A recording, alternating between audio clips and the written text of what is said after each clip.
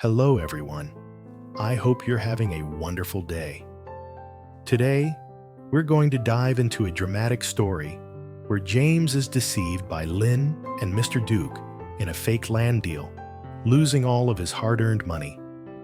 But even in the face of betrayal and despair, Diep stands by his side, encouraging him and promising they'll rebuild everything together from the ground up. If you enjoy this video, don't forget to hit that subscribe button so you won't miss any of our upcoming stories. James dreams of building a future with Diep. But those dreams are shattered when Lynn and Mr. Duke trick him into buying fake land. Believing the contract to be real, James invests all his savings, only to discover the seal was forged and the property doesn't exist. The betrayal crushes him, leaving him broken and ashamed, but Diep's unwavering support becomes his anchor. She reminds him that while money and land can be stolen, love and resilience cannot. Together, they begin again with small jobs and hard work, determined to rebuild from nothing. Though whispers spread through the village about their loss, James and Diep choose hope over despair. Their bond deepens as they realize true strength isn't in land or wealth, but in unity, perseverance, and the promise of a future they will create together. Beneath the shade of broad, whispering trees, Diep sits quietly on a weathered stone bench, her gaze unfocused as though her thoughts are far away. James approaches with a hopeful smile, carrying a small jewelry box in his hand. He opens it gently and says, "Wear this. It will make you look even more beautiful." His voice is warm, steady, almost pleading for her to feel the comfort he's offering. Diep takes the box, her lips curling into a faint smile, though her heart is heavy. She's still recovering, torn between the urge to rest and the pressure to keep moving forward. "If I don't work, I feel empty," she whispers, her voice fragile, cracking on the edges. James studies her carefully, his concern obvious but free of judgment. He understands the danger of pushing too hard, yet he also knows the hollow ache that comes when life feels stagnant. The jewelry glints in Diep's palm like a symbol of hope. Still, she hesitates, afraid it might be damaged or lost during work. The clasp is sturdy, James reassures her, voice low and firm. "Just wear it." Diep's fingers tighten around the gift, touched by his care, but weighed down by her own fears. "I'm afraid I'll push myself too far," she admits. Lowering her eyes, James rests his hand on her shoulder, light but steady, anchoring her with both care and strength. "Then rest when you need to, but don't give up. Not now."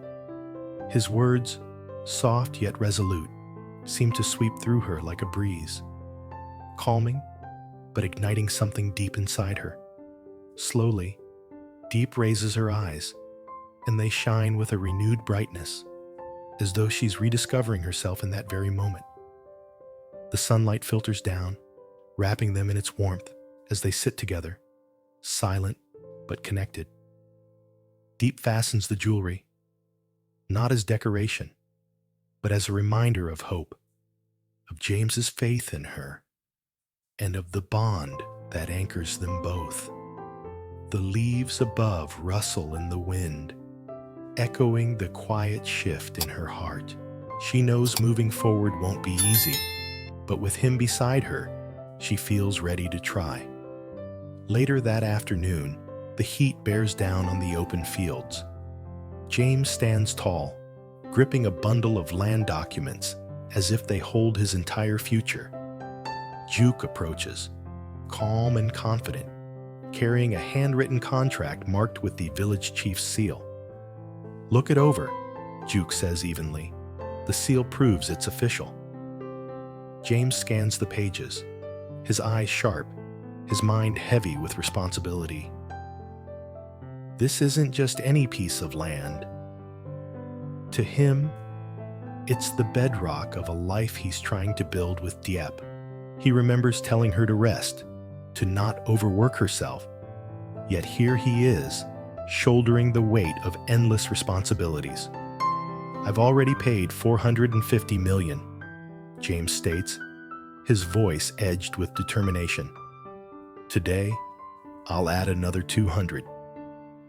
His hand shakes slightly as he hands the money over, the gravity of the moment pressing hard against him. Duke nods smoothly, suggesting they take a photo together as proof of the transaction. James agrees, not out of mistrust, but for clarity, to safeguard what feels like his and Diep's future. A soft breeze sweeps across the dry soil, carrying the scent of earth, a reminder of both struggle and growth. James glances at the horizon, his chest tightening. He thinks of Diep, her perseverance despite pain, and it steels him. "Thank you for helping me find this land," he says sincerely. Duke smiles faintly, promising to finalize the transfer within a week. James looks across the field, eyes shimmering with both hope and unease. To him, this land is more than soil. It's a promise. But with every promise comes risk. He clenches his fist at his side, silently vowing not to let any obstacle destroy what he and Diep are building. In his mind, her image flickers like a flame, steady and unyielding, guiding him through storm and doubt. The horizon stretches endlessly before him, painted with possibilities, but shadowed with uncertainty. James breathes deeply, tethered to this dream, bound to the land, and anchored by the woman who shares his vision. Under the dim glow of a small eatery, James sits at a narrow table across from Duke. Between them lies the handwritten contract, its bold ink standing out against the yellowed paper. The village chief's seal gleams faintly under the lamplight. "Sign it here, then take it to the commune for verification," Duke instructs, voice calm, carrying the weight of authority. James grips the pen tightly, his fingers pressing hard against it. Every stroke feels monumental, every word a reminder that this decision will shape his and Diep's future. "I've now paid the full $200 million, James confirms, sliding the money across the table. His eyes lock firmly on Duke's, searching for assurance. Duke accepts it with a nod, pulling out his phone to snap a photo of the exchange. The ritual feels both reassuring and unsettling. James exhales, relief mingling with unease. He turns toward Lynn, who's standing just a few feet away. "How's the progress with the construction company?" he asks. Lynn responds without hesitation. "The team has met. Recruitment is already underway." James nods, feeling bolstered by Lynn's presence. For a brief moment, it feels like everything is on track. He gathers the signed papers, stacking them carefully, each page another step forward in the life he envisions. But deep inside, a flicker of doubt lingers. The process isn't complete, and James knows better than to celebrate too soon. Still, he thinks of Diep, her resilience, her unwavering strength, and his heart burns with renewed determination. Rising from the table, he extends his hand to Duke. Their handshake is firm, their smiles steady. But beneath James's calm demeanor lies an ocean of trust, fear, and hope tangled together.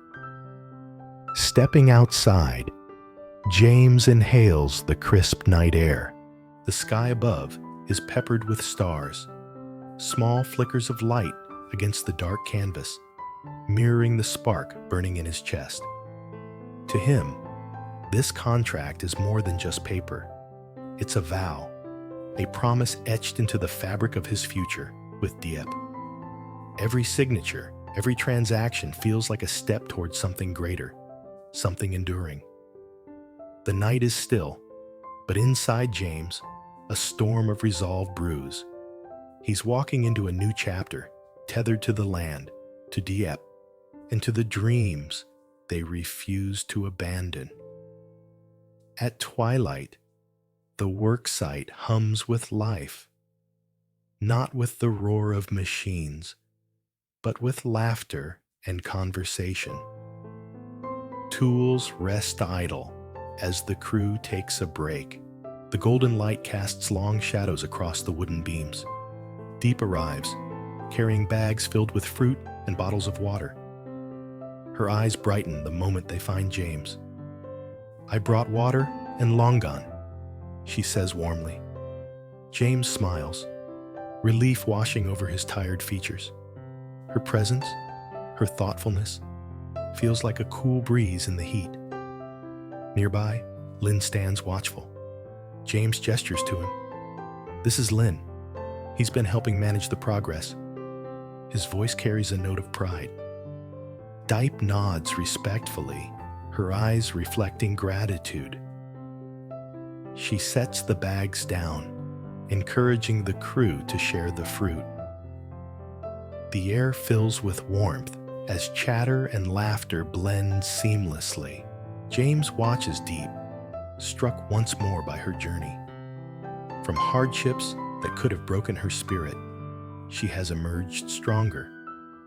Seeing her now, standing at his side, fills him with both pride and determination. "I've got a meeting tonight, but I'll return tomorrow," James tells her quietly. Diep nods, her tone light as she speaks of the long-gone harvest, a simple joy amidst their struggles. Later, as they ride down the winding road together, the bike bumps and jolts against the uneven path.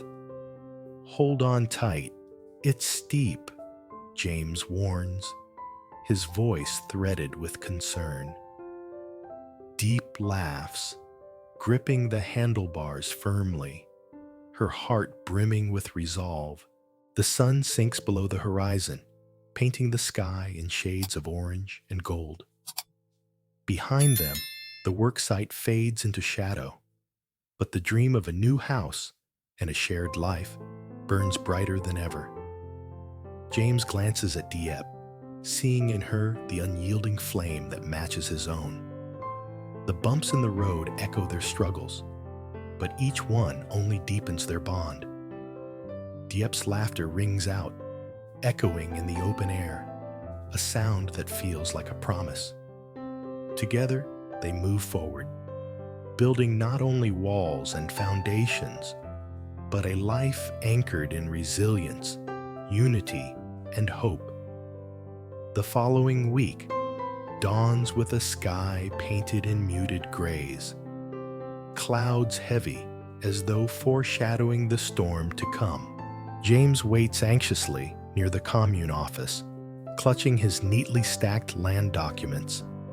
His mind replays every step: the money he handed over, Juke's steady promises, Lynn's reassuring updates. He believes today will mark the official start of his new life with Diep. But as the minutes tick by, the official shakes his head.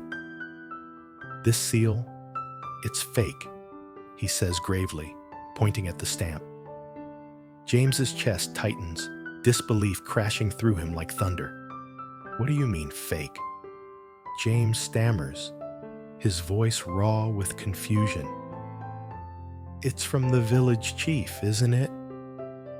The official's eyes are firm, almost sympathetic. "I'm sorry." These papers have no validity. Whoever sold you this land tricked you. James's knees feel weak. His mind reels back to Juke's calm smile, Lynn's steady assurances. It hits him with staggering clarity. He's been betrayed. His money, his trust, his dreams, all swept away in a cruel scam. That evening, James paces the length of his small room, fists clenched, breath ragged. The weight of the loss presses down on him like a boulder. All those years of saving, the sacrifices he made, gone in an instant. Diep enters quietly, watching him with eyes full of concern. "James." Her voice is soft, almost hesitant. He stops, turning to her with anguish burning in his gaze. "They tricked me, Diep. Juke and Lynn, they took everything. The land, the money. It was all fake. I was blind. I should have seen it." Diep steps closer, her hand brushing against his arm, grounding him. "James, listen to me. This is not your fault. They deceived you. Anyone could have fallen into their trap." James shakes his head violently, the shame too deep. "I've ruined everything. I wanted to build a future for us, but now we have nothing." Diep grips his hand tightly, her voice steady despite the storm inside him. "No, we still have something. We have each other. Money can be lost. Land can be stolen. But what we're building between us, no one can take that away." Her words cut through his despair like a light in the darkness. James's breathing slows. His eyes soften as he looks at her. For the first time since the betrayal, he feels a flicker of hope. Days later, whispers spread through the village. People murmur about Juke's sudden disappearance, about Lynn vanishing without a trace. They say the two fled with millions, leaving nothing behind but broken promises and shattered trust. James listens quietly, his face stoic, though his heart aches. He feels both rage and helplessness. Rage for the deceit, helplessness for the money he may never recover. Yet when he turns to Diep, standing beside him, her presence is enough to keep him grounded. One night, as they sit outside beneath the stars, James confesses his deepest fears. "What if I can't start again? What if I fail you, Diep?" She turns to him, her expression unwavering. "Then we fail together. And when we fall, we rise again. I don't want perfection, James. I want us, fighting, building, dreaming side by side." Her voice carries no hesitation, only conviction. James feels his chest loosen, the crushing burden lifting ever so slightly. He realizes then that true strength lies not in the land he lost, but in the bond they share.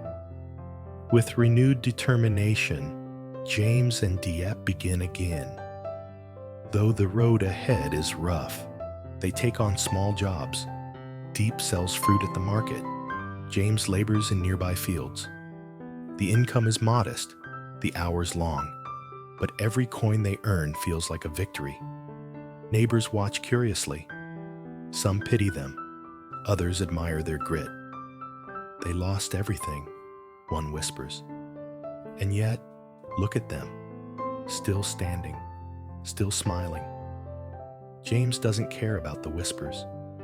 What matters is the quiet rhythm they build together. Diep waking early to prepare baskets of fruit, James returning late with calloused hands, but a weary smile. At night, they sit close, planning for a future that now feels both fragile and unbreakable. Weeks pass, and the sting of betrayal dulls into a scar. One morning, as the sun breaks through the mist, James notices Diep adjusting the jewelry he gave her.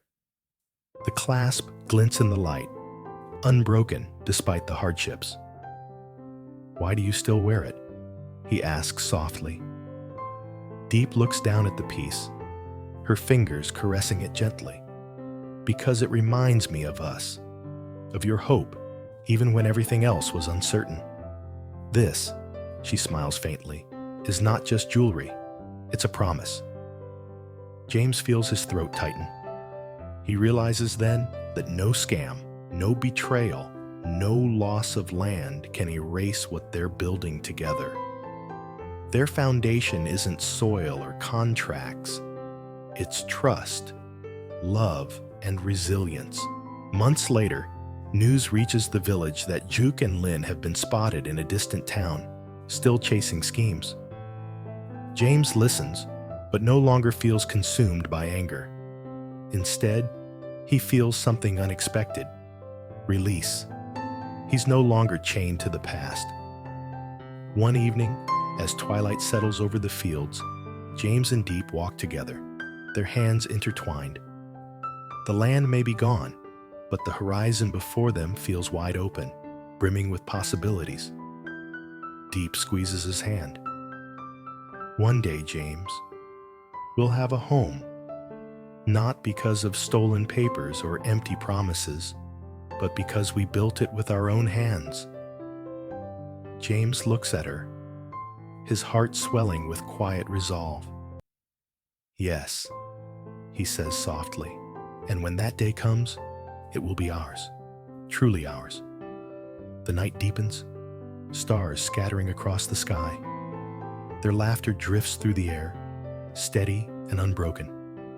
The road is long, the obstacles many, but James and Diep step forward together, anchored not by land, not by money, but by the unshakable bond they refuse to let go. Their story is no longer about what was lost. It's about what endures.